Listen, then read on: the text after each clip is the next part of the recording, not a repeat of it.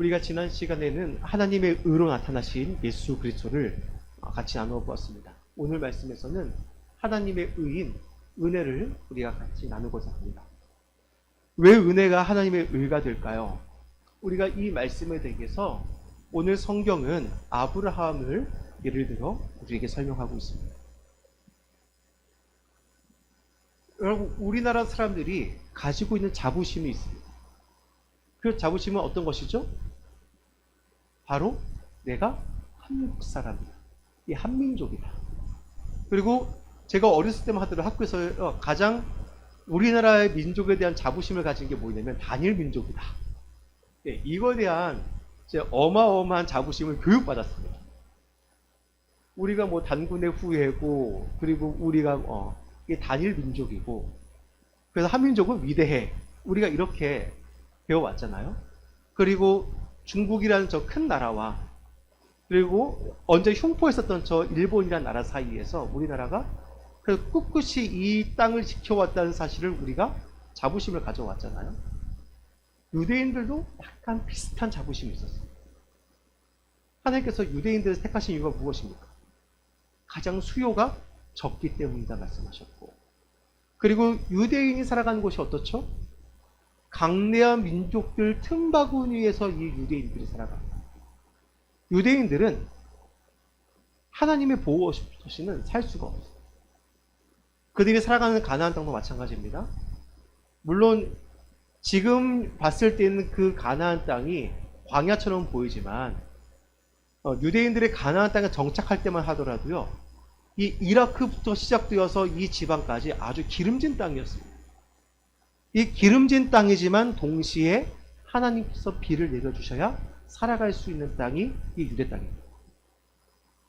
그들은 하나님의 선택된 민족으로서 하나님께서 그들을 보호하시고 인도하신다는 그 사실, 그리고 우리를 택하셨다는 그 사실을 아주 큰 자부심으로 가지고 살아가는 민족이었습니다. 그래서 제가 여러 번 말씀드렸죠. 유대인들이 다른 민족을 어떻게 여긴다고요? 너희는 지옥불 장작이야. 지옥에 들어가는 장작 땔감이야. 라고 그렇게 여겼다고 제가 말씀드렸습니다. 그런 자부심들이 있었어요. 이 자부심은 또 어디서 기인하냐면은 그들이 율법을 받았다. 내가 율법을 받은 자들, 우리가 말씀을 가진 자들이다 라는 자부심이 있었어요. 그리고 이 율법을 가진 사람들이란 그 자부심은 그들의 몸에 나타나 있었는데 그것이 무엇이었죠? 할례였어요. 오늘 이 말씀은 유대인들이 가지고 있는 그 자부심들이 다 행위가 아닌 의례임을 설명하고 있습니다. 먼저 아브라함에 대해서 설명합니다. 여러분, 아브라함은 우리가 믿음의 조상이다 라고 이야기합니다. 그가 믿음의 조상이기 때문에 이스라엘 민족의 조상이다 라고 이야기합니다. 그런데 오늘 성경이 이야기하는 것은 무엇입니까? 아브라함이 왜 믿음의 조상이냐? 왜 아브라함이 의로우냐? 이것을 이야기합니다. 하나님께서 아브라함을 왜 의롭다 하셨죠? 그가 하나님을 믿으니 이를 그의 의로 여기신지라 라고 창세기 15장은 우리에게 말하고 있습니다. 그런데 이 아브라함이 하나님을 믿음에 하나님이 이를 그의 의로 여기신지라라고 성경은 이야기하고 있는데, 사도 바울은 여기에서 한 발 더 앞서서 이야기하고 있는 게 있습니다. 그럼 사도 바울이 진짜 의롭게 되어진 것이 믿었기 때문이다. 이걸 이야기하고 있어요. 하나님은 우리를 향하여 너희가 믿었기 때문에 의롭다 하심을 얻었느니라 라고 이야기하지만, 오늘 이 말씀을 보면 아브라함의 행위로서 의롭다 하심 받은 게 아니다. 이것을 먼저 이야기하고 있습니다. 아브라함이 어떤 행위를 먼저 중요하게 보인 게 없어요. 이 이야기를 왜 하냐면은 유대인들이 가지고 있는 성공 무엇이라고요? 율법을 받았고 우리가 이 율법을 준수하며 살아간다. 우리가 수요예배 때 나눴던 그 부자 청년과 같이 내가 이 말씀을 다 지켰나이다. 그들 율법을 자신들이 준수하며 살아간다 생각하고 있어요. 실수하면 어떻게 해요? 제사 지냅니다. 그래서 어찌됐던 간에 우리는 계속해서 이 율법을 준수하며 살아가고 있기 때문에 우리는 구원받은 사람들이다 라고 그들이 생각하고 있었습니다. 근데 이야기합니다. 아브라함이 행위가 먼저 있었느냐, 믿음이 먼저 있었느냐? 믿음이 먼저 있었다라고 이야기합니다. 그렇기 때문에 아브라함의 어떤 행위도 자랑이 될 수 없다라고 이야기합니다. 여러분, 우리가 주님 앞에서 자랑할 수 있는 것이 아무것도 없으면 우리는 하나님께서 이 모든 것을 다 이미 이루어 주셨기 때문에 그러합니다. 제가 우리 아이들과 이렇게 이제 아이들 양육하다 보면 아이들이 내가 해볼래 라고 이렇게 이야기합니다. 어렸을 때. 그러면은 그 아이들이 내가 해볼래 했을 때 하면 어떤가요? 그 결과물들이. 네, 그다지 썩 좋진 않아요. 그다지 썩 좋진 않습니다. 그러면은 제가 이렇게 도와줘요. 도와주면 와 내가 했어 나 잘했지 이렇게 얘기합니다. 네, 실제로는 제가 거의 다 했어요. 네. 근데 여러분 우리가 마찬가지예요. 우리가 주님 앞에서 이 믿음을 자랑한다는 것이 이와 같아요. 우리가 주님 앞에서 그 의를 자랑한다는 것이 이와 같습니다. 하나님께서 다 하신 것을 가지고 내가 무언가 한 것처럼 느껴지는 그 순간 내가 했어 내가 잘했죠 라고 우리가 이야기한다는 거예요. 아브라함을 보십시오. 그가 본토친척 아비의 집을 떠나 가나안 땅으로 가게 되어집니다. 하나님께서 명령하셨기에 그가 떠나갑니다. 그에게 믿음이 생겼습니다. 그렇기 때문에 그가 떠나갈 수 있었습니다. 그리고 아브라함에게 말씀하십니다. 오늘 이 창세기 15장에서 하나님께서 아브라함이 하나님을 믿으면 하나님께서 그것을 그의 의로 여기신지라 라는 말씀이 왜 나왔을까요? 하나님께서 아브라함에게 말씀하세요. 아브라함아, 저 하늘의 별을 보라. 내가 내 자손을 저 하늘의 별과 같이 많게 할 것이다. 근데 아브라함의 상황은 어떻죠? 그는 지금 노인이 됐어요. 그의 아내는 경수가 끊어져가지고 더 이상 아이를 낳을 가능성이 없어 보이는 사람입니다. 그런데 아브라함에게 무엇을 말씀하십니까? 내가 내 자손을 저 하늘의 별과 같이 많게 하겠다. 근데 아브라함이 그것을 믿습니다. 소망이 없는 가운데 그것을 믿습니다. 그리고 그가 한 일이 아직 아무것도 없어요. 하나님 앞에서 그 믿음으로서 그가 한 일이 아직 아무것도 없습니다. 그런데 하나님께서는 그것을 그의 의로 여기신지라 그 믿는 그 믿음을 하나님께서 의로 여기셨다라고 이야기합니다.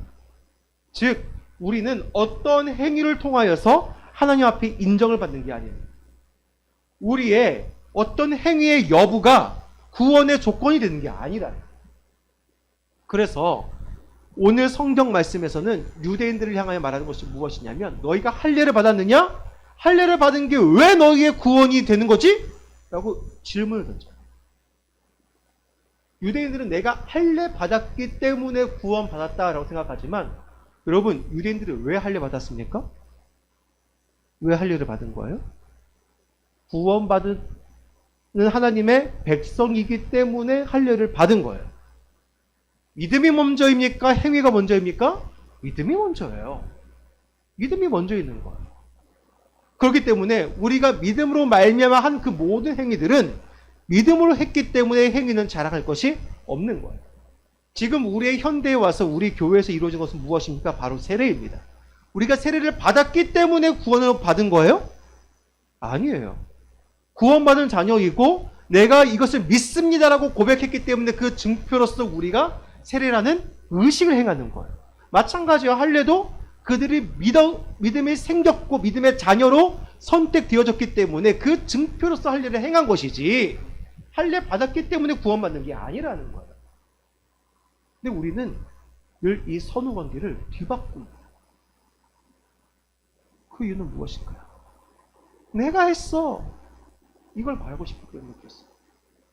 나를 자랑하고 싶기 때문에 그런. 그런데 우리는 여러분 하나님 앞에서는 그 어떤 것도 자랑할 수 없습니다. 우리가 고백할 수 있는 것은 무엇이냐면 바로 은혜입니다. 여러분 이 은혜가 왜 우리의 자랑할 바가 되냐면 여러분 우리가 믿음이 생기잖아요.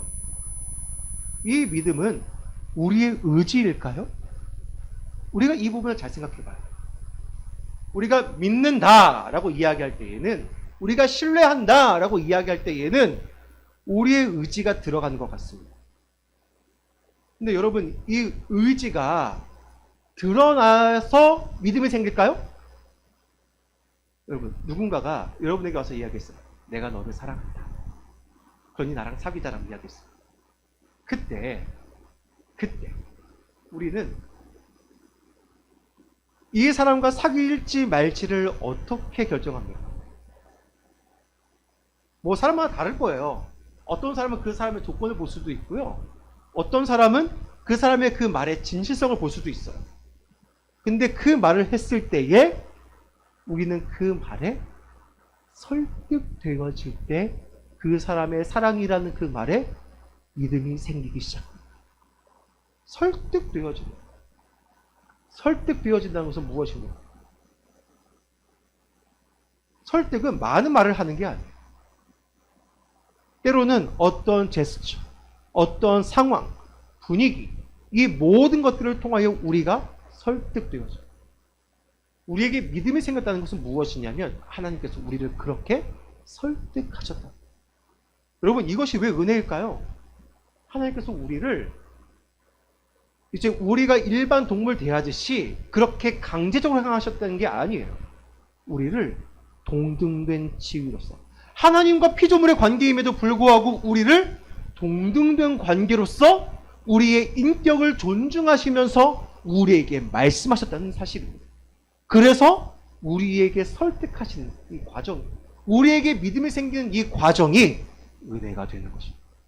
은혜라는, 여러분, 하나님의 은혜는 무엇입니까? 바로 은혜입니다. 우리를 구원의 자리에 초청하시고 이 자리에 있게 하시고 믿게 하시고 믿을 수 있도록 설득하시고, 그래서 우리가 이 길을 가게 하시는 것이 다 은혜입니다.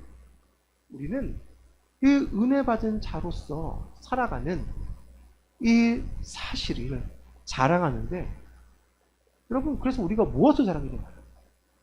우리가 믿음을 자랑한다 이야기할 때에 이 믿음을 자랑하고 우리의 가진 그 구원을 자랑한다고 이야기할 때에 무엇을 자랑합니까?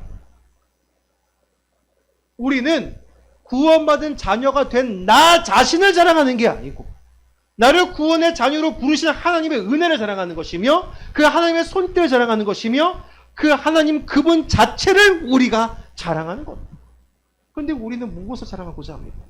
하나님 안에 있으면서 이 율법을 지키며 살아가고 있는 나, 이 말씀을 지키며 살아가고 있는 나, 이 경건의 생활을 하고 있는 나를 자랑하고자 하지 않습니까?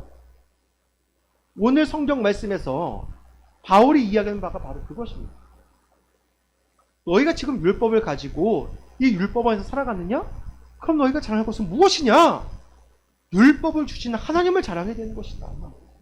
너희가 할례를 받았느냐? 너에게 할례를 행하신 하나님을 자랑하는 것이다. 아브라함에게 주신 이 믿음을 주신 하나님을 자랑하는 것이다 라고 이야기하는 거예요. 그런데 우리는 무엇을 자랑합니까? 나는 할례 받은 사람이야. 나는 율법을 가진 사람이야. 내가 이 율법을 행하는 사람이야 라는 것을 자랑한다는 거예요. 여러분, 그것이 우리의 자부심이 될 수는 있습니다. 내가 믿음의 자녀로서 나는 하나님의 아들이야, 하나님의 딸이야 라고 말하는 것이 우리의 자부심이 될 수는 있어요. 그것이 우리의 자부심일 수 있지만 그 자부심은 결코 우리의 자랑은 아닙니다. 여러분, 자부심과 자랑은 다른 거 아시죠? 자부심은 우리 스스로 가진 자존감이에요. 자랑은 뭐냐면 남에게 알려서 내가 높아지고자 하는 거예요. 우리가 자랑할 것은 높이실 분, 찬양받으실 분, 오직 한 분이신 하나님 한 분밖에 계시지 않습니다. 우리가 이 하나님을 바랍니다. 아브라함은 하나님을 자랑합니다. 나를 이 노년의 나이에 부르셔서 가나안 땅에 가게 하시고 자녀 없는 나에게 자녀를 주셔서 이 많은 민족을 이루게 하신 그 하나님을 그가 자랑했던 것과 같이 우리는 우리에게 믿음을 주시고 믿음의 삶을 살아가게 하시는 하나님을 자랑하는 것. 우리가 여러분 믿음 안에서 살아갈 때에 어떤 분들이 그래요. 난 천천히 예수 믿어야 되는데 왜 내가 그렇게 힘든 삶을 나는 좀 나중에 살고 싶어. 그렇게 이야기합니다. 여러분, 우리가 말씀 안에서 살아가는 것이 힘겨운 것이고 말씀 안에서 살아가는 것이 우리 삶에 거치는 것이 되어지는 겁니까? 우리가 요구하는 바가 많아지고 그 요구하는 바가 우리를 괴롭게 만드는 것입니까? 아니에요. 우리가 말씀 안에서 살아간다는 것은 정말 은혜입니다. 왜냐하면 제가 말씀드렸죠. 율법은 누가 지켜야 되는 거라고요? 율법은 누가 지켜야 된다고요? 모든 사람이 다 지켜야 되는 거예요. 십계명은 누가 지켜야 되는 겁니까? 모든 사람이 다 지켜야 되는 거예요. 이거는 믿는 사람만 지키는 게 아니에요. 믿지 않는 사람도 지켜야 되는 게 바로 십계명이고 율법이에요. 그런데 차이는 뭐예요? 우리는 그걸 안 거고 믿음이 없는 사람은 그걸 모르는 거예요. 여러분, 이 부담은 원래 주어진 거예요. 근데 우리에게 은혜는 무엇입니까? 우리가 이것을 알았고, 그래서 이것을 지키며 살아갈 수 있다는 그 자체가 은혜이고, 이것이 우리의 복입니다. 아브라함의 복이 무엇입니까? 하나님께서 그에게 이걸 알려주신 거예요. 그 우상이 가득한 그 갈대아 우르 땅에서 그 하란 땅을 떠나게 되었을 때에 하나님께서 이 아브라함에게 그것을 알려주신 거예요. 그게 바로 은혜입니다. 여러분, 우리가 믿음의 삶을 살아간다는 것이 왜 은혜이냐면 우리가 아브라함의 삶을 보면 알 수 있습니다. 때로는 아브라함과 같이 이 땅에서 이 믿음을 지키며 살아가는 사람이 우리 혼자인 것 같고, 아무도 믿지 않는 이 세상 속에서 나 혼자 믿음을 지키며 살아가고 있는 그 삶 가운데 있어 하나님은 그것을 그의 복으로 여기셨고, 아브라함은 또한 그것을 자신의 복으로 여겼습니다. 마찬가지예요. 우리가 세상 속에서 살아갈 때에 우리가 믿음을 지키며 살아가는 것이 때로는 손해보는 것 같고, 이것이 우리에게 거치는 것 같은 상황에 닥쳐질 수 있지만 하나님은 그것이 우리의 복이다라고 말씀하시죠. 왜냐하면 내가 다시 살았어. 내가 천국 백성이 되어졌어. 내가 하나님의 자녀로 다시 거듭났어. 여러분, 우린 이 은혜 가운데 살아갑니다. 우리 특별히 이 설 명절 가운데서 우리가 살아가고 있습니다. 그 기간이 되어졌는데 우리가 또 여러 친척을 만나게 되어질 것이고 많은 사람을 또 만나게 되어질 것입니다. 그 가운데에 이러한 복음의 은혜가 우리의 입술과 우리의 삶과 우리의 모든 것을 통하여 전파되어지길 소망합니다. 아브라함을 통해서 하나님의 살아계심과 위대하심이 선포되어졌던 것과 같이 바라기는 우리 모든 성도님들의 삶을 통하여 이 은혜가 전파되어지고, 또 바라기는 우리가 먼저 우리에게 다가오시고 이 은혜 허락하신 그 주님의 은혜를 깊이 묵상하고 그 은혜의 감격이 날마다 경험되어지고 저와 여러분 되기를 간절히 소망합니다.